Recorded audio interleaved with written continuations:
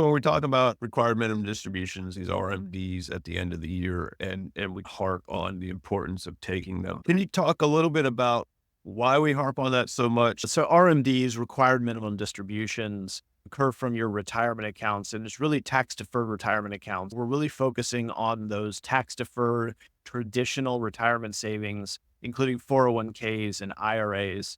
When you reach and you attain a certain age, the government requires you to have these distributions. And the ultimate goal is one, they're forcing you to draw from your retirement accounts because you are retired. And more importantly, they get to tax those distributions.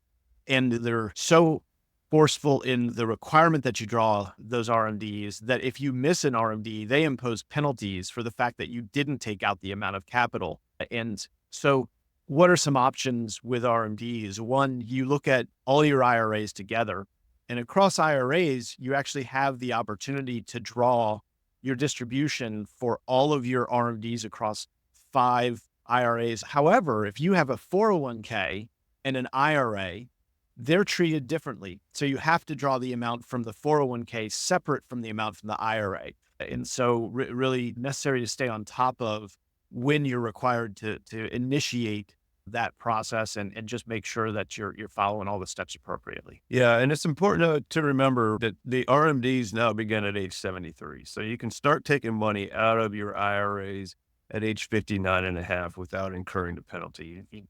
Whenever you take money out, you're not going to avoid the taxation, but you can avoid the penalty after you're age 59 and a half.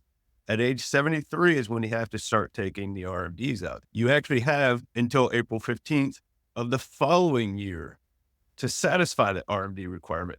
So one of the mistakes that people weren't aware of that they ended up doing was waiting until the following year, the year in which they turned 74, to take their first year's RMD. It doesn't mean that you can then defer your age 74 RMD to age 75. You have to take that within your age 74 year. So even though you get a little grace period on the year in which you turn age 73, it's really good idea to take your RMD in the year in which you turn age 70. And then in age 74 year, you're only taking the RMD for age 74. You also have folks that touch base sometimes and they say, I don't want the RMD. They potentially have additional savings set aside and they would just assume not take the RMD. And as we talked, the government doesn't give you the option to not take it if you're of that required age. So how can you favorably take your RMD and avoid potentially the taxation? So that's through qualified charitable distributions.